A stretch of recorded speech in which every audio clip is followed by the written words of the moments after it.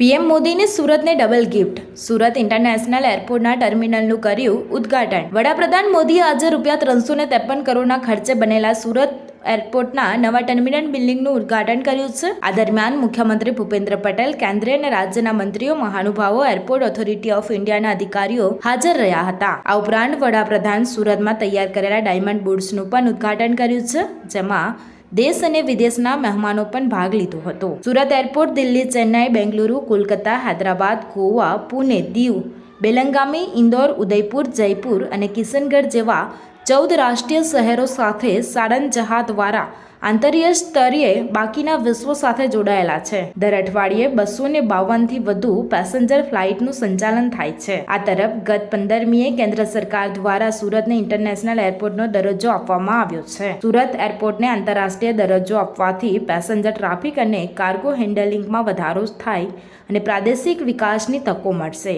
Star news 7 હંમેશા સચ્ચાઈની સાથે.